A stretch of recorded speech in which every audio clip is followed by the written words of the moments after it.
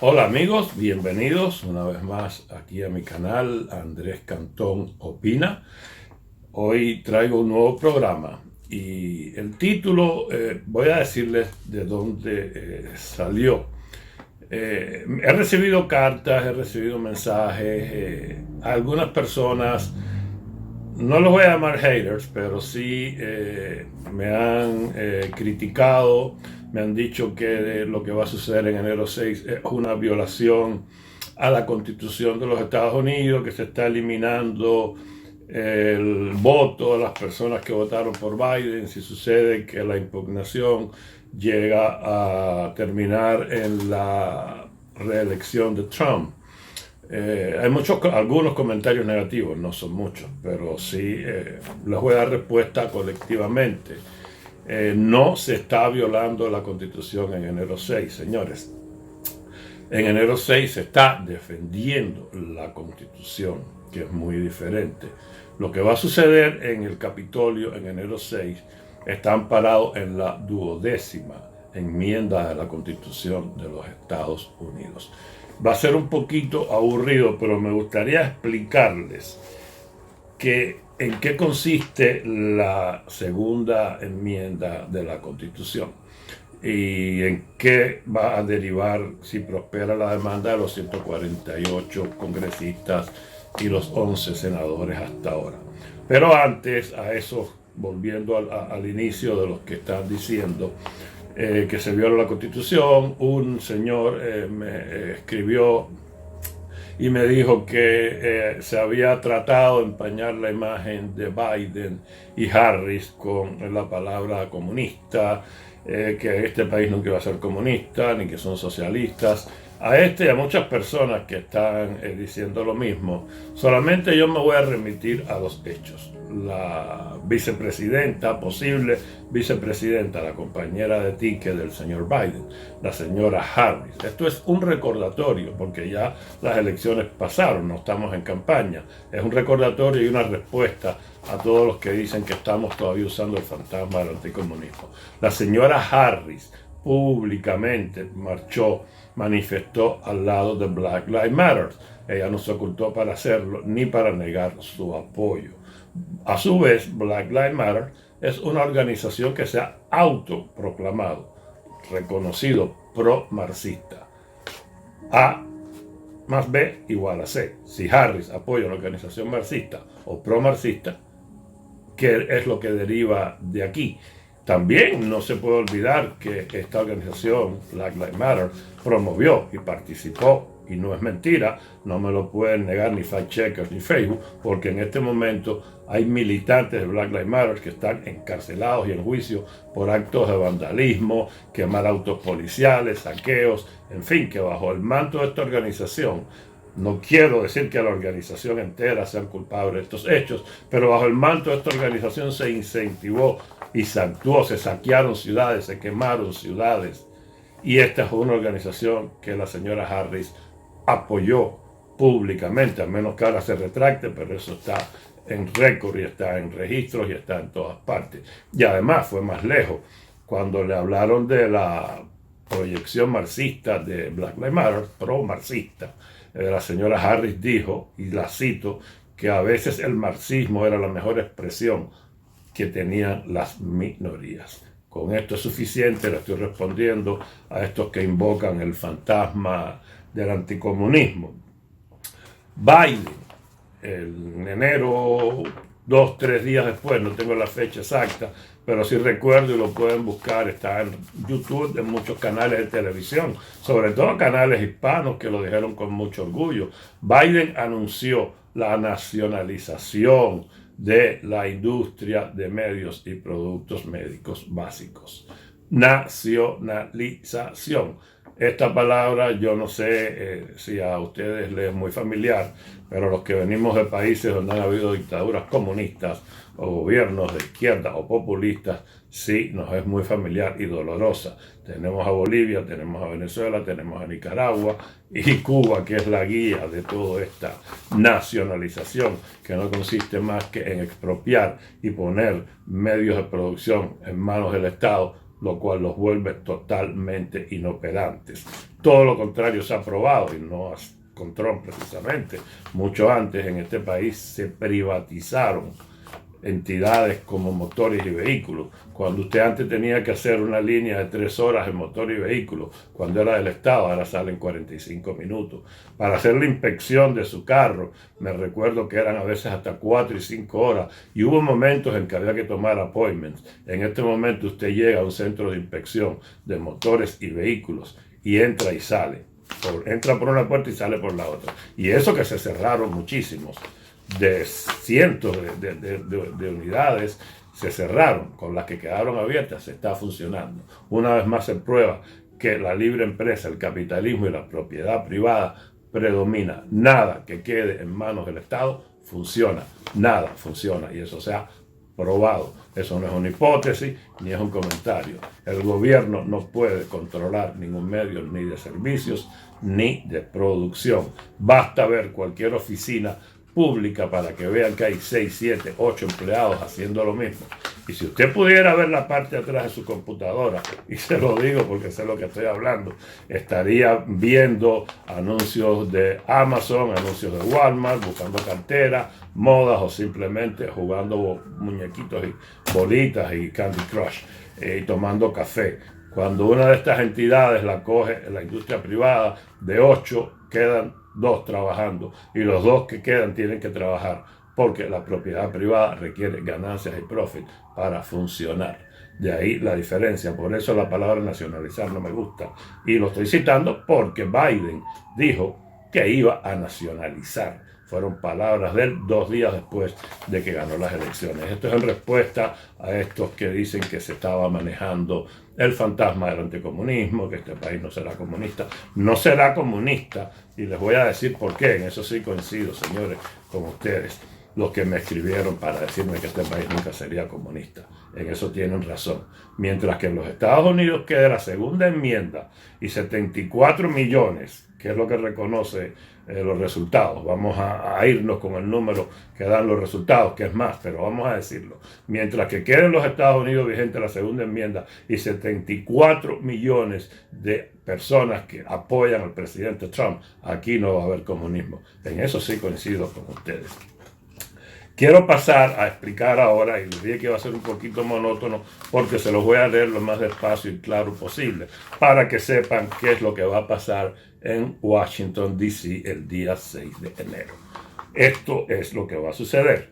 La 12ª enmienda que dice, lo que sucederá en enero es que el senador Ted Cruz más 10 senadores que se sumarán a Josh Hawley, ya son 11, y aparte los 148 congresistas, van a intentar bloquear la certificación del señor electo Biden. Biden ha sido electo por la certificación de votos del colegio electoral. Bajo la 12ª enmienda se da potestad a estos señores del Senado para que pidan de emergencia una auditoría sobre estos votos. Eso es lo que va a suceder. Es legal y no es ningún abuso porque está amparado y concedido por la Constitución de los Estados Unidos. Entonces, ¿qué sucede? Se reúnen los electores en este caso son los senadores que bajan al hemiciclo donde están los republicanos y se van a oír los argumentos. Estos argumentos, de resultar creíbles por el vicepresidente Biden, que es la persona a cargo, va a ordenar una votación que se hará mediante boletas. ¿Quiénes van a votar? Van a votar los congresistas, pero en este caso no van a votar los 400 y tantos, creo que son 438. Se va a emitir un voto por cada estado y se va a votar separado 2 boletas, una boleta para presidente y otra para vicepresidente. Entonces será voto secreto mediante boletas, y cada estado de la Unión, que son 50, tendrá derecho a un solo voto. El resultado final se van a tener que emitir 50 votos. Aquí entra algo y voy a parar un segundito de continuar explicando la 12ª enmienda. Hay 50 estados que, de resultar que pase la impugnación que va a pedir Ted Cruz, van a votar. ¿Y cómo está dividido el país en estos momentos? Pues señores, en las últimas elecciones del 2016 quedaron 26 estados que votaron, 25 estados votaron republicanos y 25 estados votaron demócratas. Esto es de acuerdo a las elecciones. No quiero incluir la palabra fraude en esto. Estamos hablando de los resultados certificados hasta ahora. Pudieran ser muy diferentes si sumamos los casos de Georgia, Wisconsin, Pennsylvania, Arizona, pero vamos a hablar de lo que ya está certificado. Hay 25 estados que ganaron los demócratas y 25 que ganaron los republicanos. Para que se concedieran la presidencia, basado en la votación del Congreso, tendrían que ser dos terceras partes de los 50 estados. Las 2/3 partes de 50 suman 32.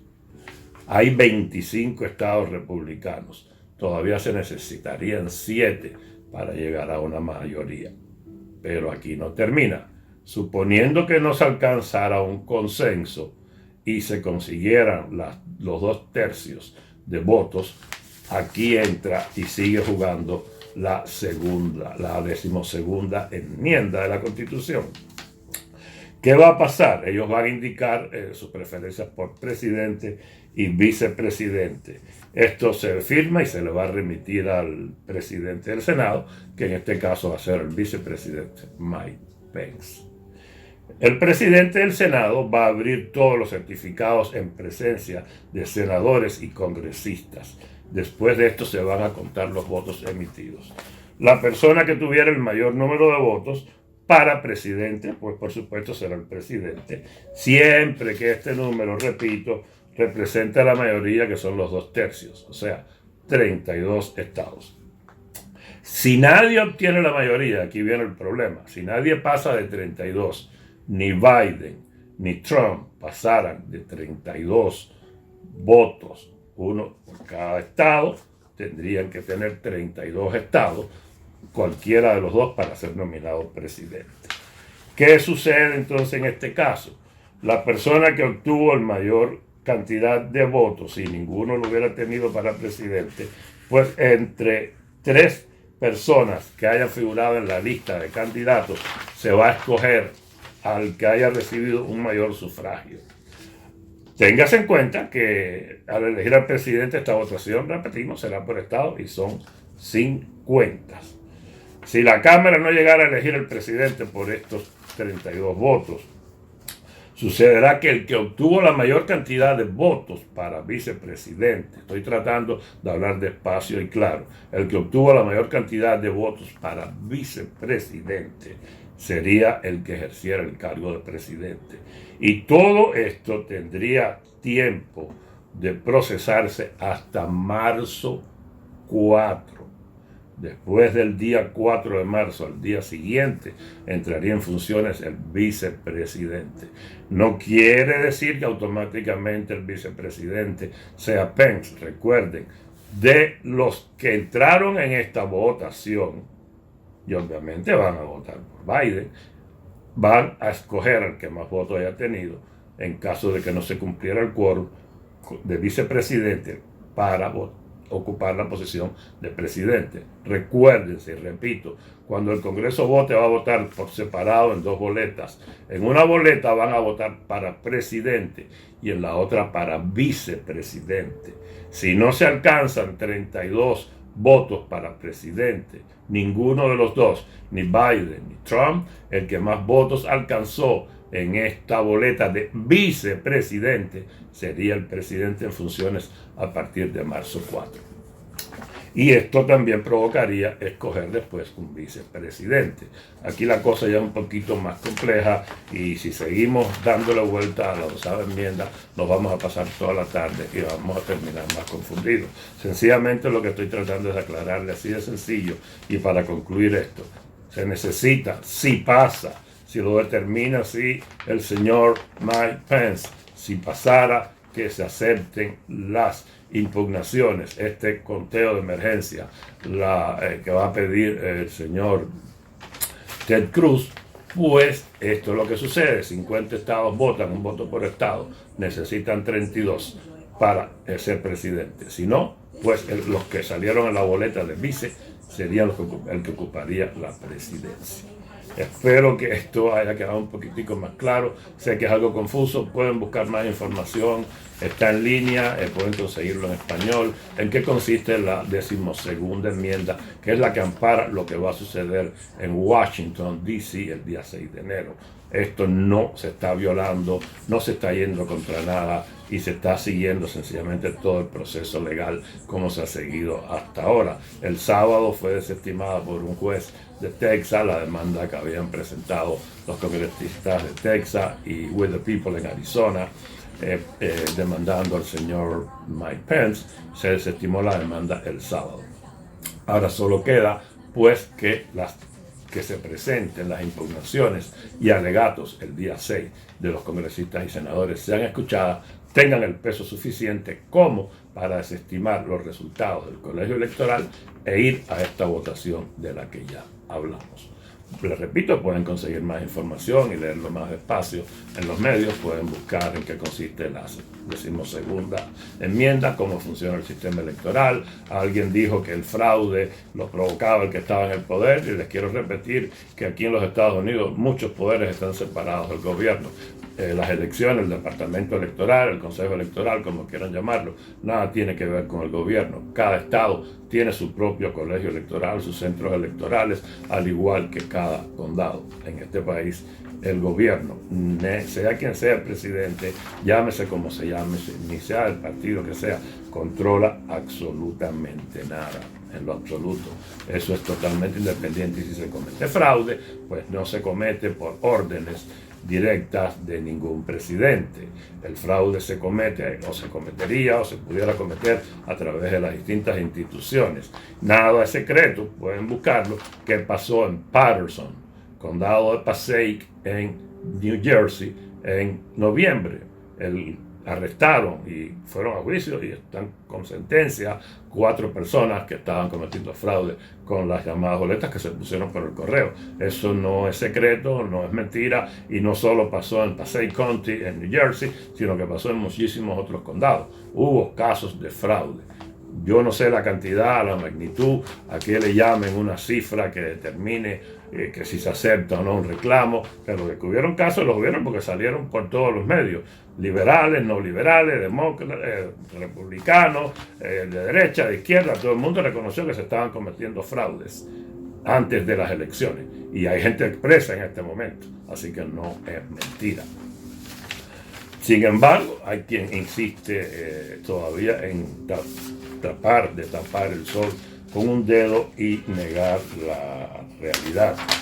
Como dato curioso, les quiero decir, tal vez no se dieron cuenta o no guardaron los números, que la diferencia entre votos populares entre Trump y el señor Pence en las elecciones de noviembre 3 apenas llegó al 5%.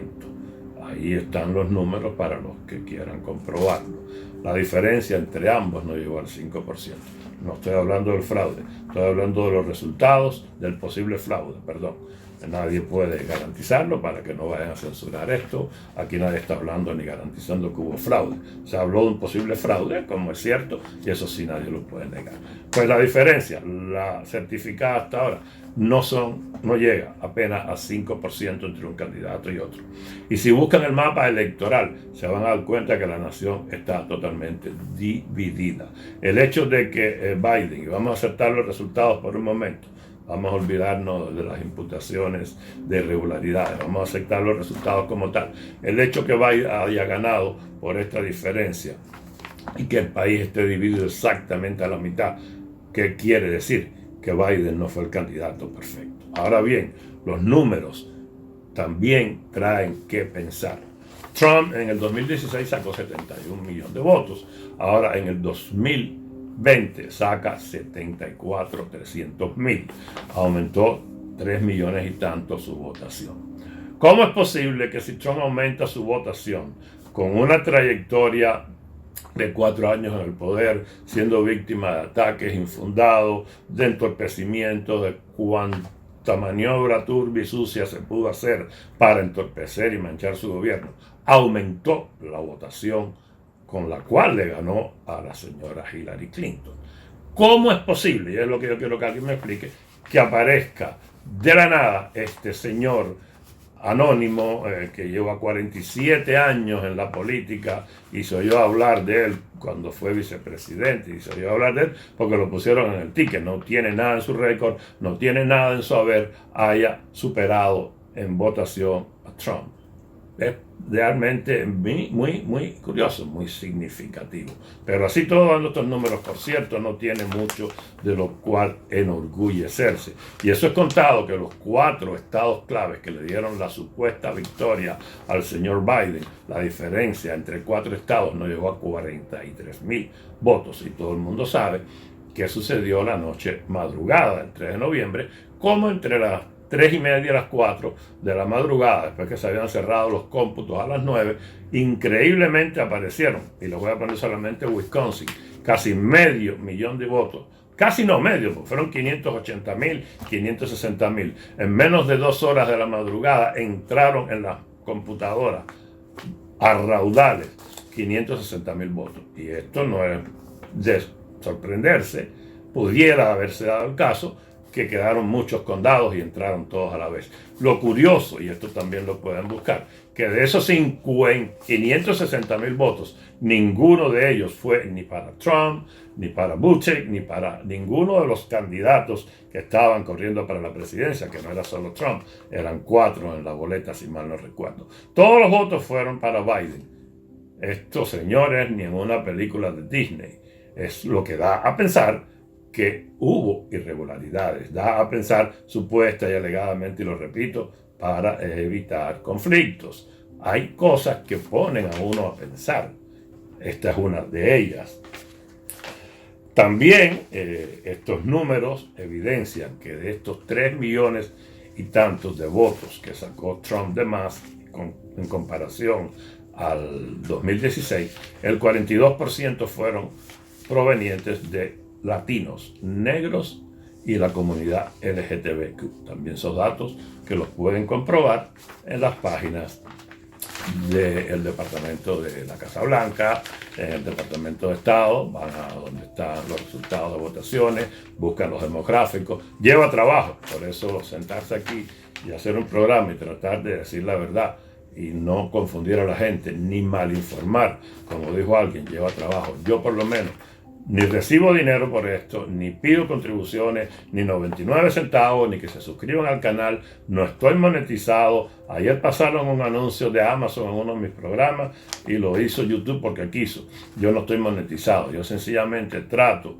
de buscar detrás de cada noticia la verdad, las facts que apoyan una noticia, cuál es la realidad y compartirla con ustedes. No trato de decirles mentiras ni de influir en nadie con falsas noticias. Sencillamente trato de decir la verdad, y buscar la verdad a veces lleva tiempo porque la tapan muy bien. Eso es una de las razones por las cuales trato de siempre buscar y cruzar las verificaciones de cualquier noticia o información que doy para no engañar a nadie ni caer en decir mentiras. Los datos curiosos que le hablaba antes de pasar a otro tema, el total de los 5% derivó del voto popular y supuestamente al señor Biden se le atribuyó una cantidad tremendísima de votos populares. Por primera vez en la historia de los Estados Unidos, el 66% de la población salió a votar. Señores, el 66% nunca había sucedido en los Estados Unidos. Y vuelve a resultar curioso, que es muy extraño, porque no es por partidismo. Voy a jugar a ser, como dice el dicho, abogado del diablo. Vamos a suponer que demócratas hubieran votado por Biden en esa cantidad. ¿Qué los motivó a salir a votar por un candidato prácticamente anónimo? salieron muchos votantes a defender a Trump. Eso marca la polarización del país. Pero en estos números, en estas estadísticas, hay muchas cosas que terminan confundiéndolo a veces a uno muchísimo más. Terminando, vamos a pasarle por encimita a Cuba. El secretario de Estado Mike Pompeo anunció el viernes que el Departamento de Estado de los Estados Unidos agregó a las entidades prohibidas con sanciones al llamado Banco Financiero Internacional, el BFI por sus siglas en español. Este banco es propiedad de Gaesa y Gaesa a su vez es dirigida de pies a cabeza por militares de la alta nomenclatura de la dictadura. Total, el resultado de todo el dinero que se manejaba a través o se maneja a través de este banco va a las arcas de Gaesa, las cuales son las que a su vez mantienen la dictadura, porque todos estos señores que dirigen Gaesa pues son militares de alto rango. Esa es la razón por la cual el gobierno, el Departamento de Estado, pues puso en esta lista de restricciones. No se trata de un atropello a la soberanía cubana, como muchos lo quieren hacer ver, no se trata de abuso, de ensañamiento, sencillamente es una entidad controlada por militares. Si esta entidad pasa a control civil, aún siendo del partido, que es obvio porque en Cuba para que alguien ocupe una posición tiene que estar incorporado al sistema y tener un reconocimiento del sistema y ser militante del partido. Pues si esta organización pasara a manos civiles, los Estados Unidos levantan las restricciones, inclusive aunque estos civiles sean miembros del Partido Comunista. Sencillamente lo que está haciendo Estados Unidos es castigando y entorpeciendo, eliminando las negociaciones y la manera de negociar de estas entidades que son controladas por militares, como mismo pasó con la Western Union. La Western Union no es que esté controlada por militares, obvio. La Western Union mandaba dinero de remesas a Cuba y esas remesas, ¿quién controlaba? Las llamadas cadecas, las controlaba Gaesa. Gaesa era la que recibía los dólares. Por eso el Departamento de Estado dijo no más dinero a través de Western Union, mientras que Gaesa esté en manos de militares. Si Gaesa mañana termina siendo una entidad civil y no militar, se levantan las restricciones. Así que no se trata, como muchos lo quieren aparentar, de un atropello, sino más bien se está tratando de evitar que la dictadura siga llenándose las arcas de dinero que se usa para represión y exportar a otros países la ideología comunista. También el señor Pompeo ratificó que se va en enero a incluir, existen ya todas las negociaciones y reuniones que se han celebrado, conducen a que Cuba se va a volver a incluir en la lista de países terroristas. Ya nos vamos, pero antes les voy a decir algo. Está circulando en las redes una noticia de que la alcaldesa de D.C. cerró los hoteles, los centros de abastecimiento de alimentos, las gasolineras. Señores, esta noticia no sé si la hizo alguien con buenas o malas intenciones, porque exhorta a la gente a llevar sus propias provisiones, agua, gasolina, tener preparado donde dormir. Esta noticia es falsa. Hasta ahora, hasta el día de hoy, enero 3, no se ha dicho que la alcaldesa haya mandado a cerrar absolutamente nada. Esto puede derivar el que está haciendo circular, o los que están haciendo circular esta noticia, en que mucha gente se desestimule de viajar a Washington. De ahora sí se los advierto, el viaje no va a ser fácil. Se espera que sea una concentración que va a marcar un récord en la historia del mundo, y esto es bastante amplio, decir la historia del mundo, pues eso es lo que dicen muchos analistas. Va a ser muy difícil parquear, va a ser muy difícil encontrar un baño, va a ser muy difícil encontrar comida, no va a ser esto un paseo ni un picnic. Las personas que van a estar allí en D.C. tienen que estar dispuestas a que van a pasar un día o de frío o de calor, no se sabe todavía cómo va a estar el tiempo, porque aquí el weather dice una cosa y después pasa otra, pero si van a estar allí en función de apoyar al presidente Trump, no de paseo, les recomiendo que lleven una mochila y en esa mochila incluyan agua, algún artículo de aseo personal ligero, un pullover, un t-shirt, un suéter para cambiarse, si tiene que guardar su abrigo porque las temperaturas suben, o si tiene que abrigarse porque hay más frío, lleven zapatos cómodos. Los que están viajando por su cuenta, les digo que hay alternativas de trenes, como por ejemplo en New Jersey y New York hay trenes que llegan exactamente a DC. De allí llegar hasta los lugares donde se concentran las personas va a ser muy difícil ni conseguir taxis ni Uber, porque van a haber más de 1 millón de personas, no se sabe exactamente, y la capacidad de Washington DC, los alrededores del Capitolio y la Casa Blanca no son infinitos. Caminar, llegar desde el punto A hasta el punto B va a ser difícil en medios de transporte, porque sí van a cerrar muchas calles y carreteras. Alrededor de la I-95, tanto sur como norte, hay muchos hoteles y moteles que son relativamente económicos. Les recomiendo que pueden quedarse en estos hoteles o moteles, tratar de a través de un Uber, un tren, un bus, un taxi, un Uber, llegar lo más cerca posible al centro de DC y caminar hasta donde se lo permita la multitud que va a estar allí aglomerada. En esto se trata la participación en enero 6. No va a ser un paseo, pero tampoco es que vaya a ser una película de terror. Todos los que estén allí o vamos a estar allí, se va a hacer con mucho gusto, con mucho amor y por la defensa de los principios de la libertad y la democracia. No quiero decirles que esta pelea se ganó, espero que sí la vamos a ganar, pero vamos a luchar. Y en enero 6 vamos a levantar nuestra voz alto y claro. Queremos a Trump 4 años más. Muchísimas gracias y hasta la próxima.